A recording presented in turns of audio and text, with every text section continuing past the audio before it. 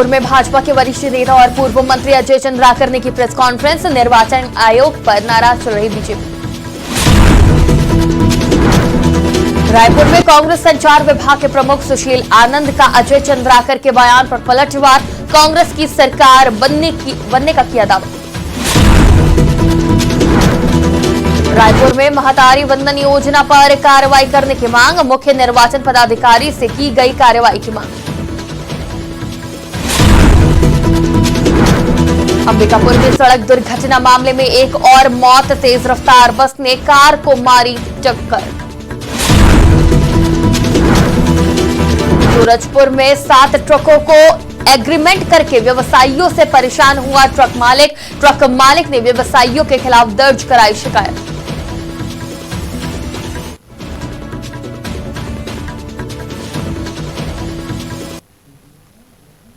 नमस्कार, आज की खबर में आपका स्वागत है। मैं हूं आपके साथ शिखा मेहरोत्रा। शुरुआत करते हैं छत्तीसगढ़ खबरों की।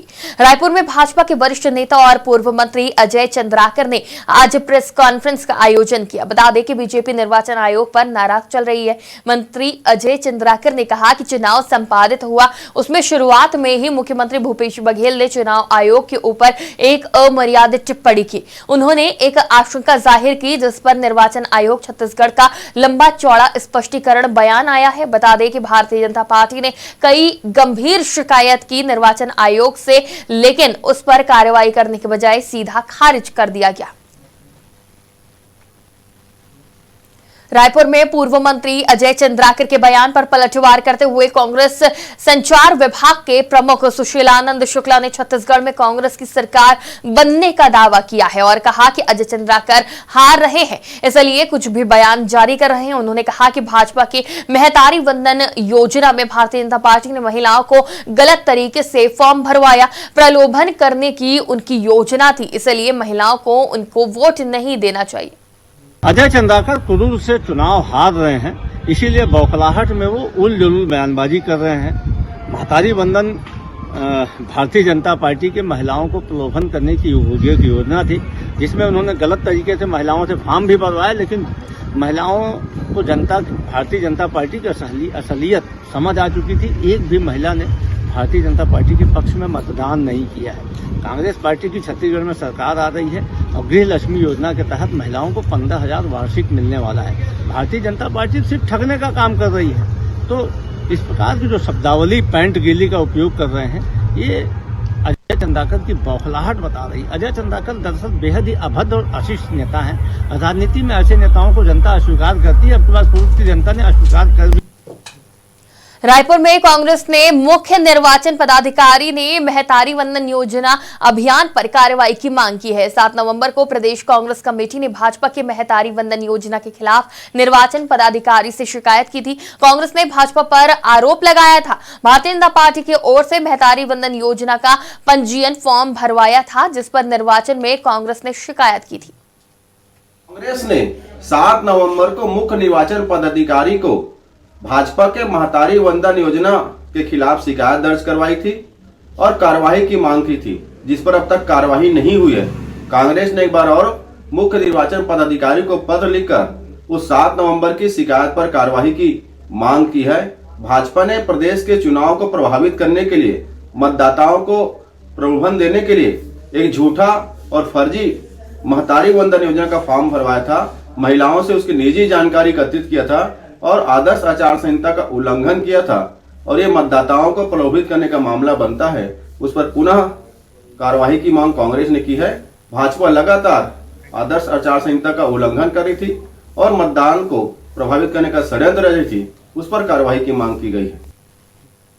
अंबिकापुर के इलाज के दौरान सड़क हादसे में घायल परिवार के एक और सदस्य की मौत हो गई। बता दें कि हादसा NH 130 में उदयपुर थाना क्षेत्र के अलकापुरी के पास हुआ था, जहां तेज रफ्तार बस ने कार को जबरदस्त टक्कर मार दी थी और बस अनियंत्रित होकर पलट गई थी। इस दौरान कार में एक ही परिवार के 4 लोग सवार थे। हादसे में एक की मौके पर मौत हो गई थी, वहीं परिवार के 3 सदस्यों को गंभीर हालत में इलाज के लिए अस्पताल में भर्ती कराया गया था, जहां इलाज के दौरान आज परिवार के एक और सदस्य की मौत हो गई।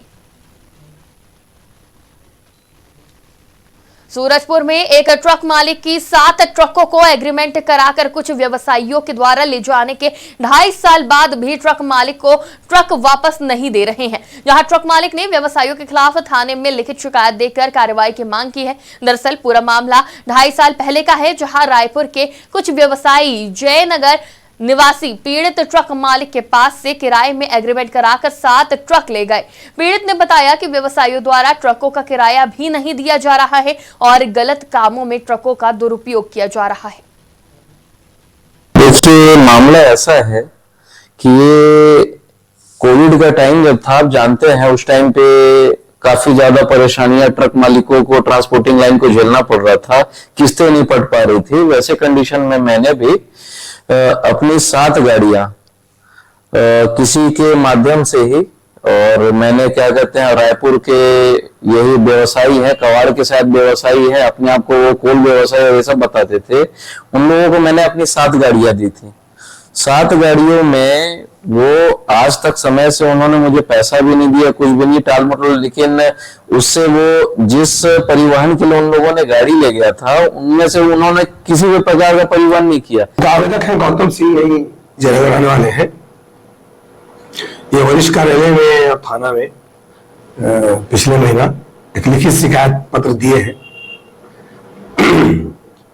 जिसमें उन्होंने उल्लेख किया है कि 23/5/2021 को ये जो गौतम सिंह है, ये ट्रांसपोर्टर का काम करते हैं और गाड़ी मालिक है। 7 गाड़ी इनकी थी।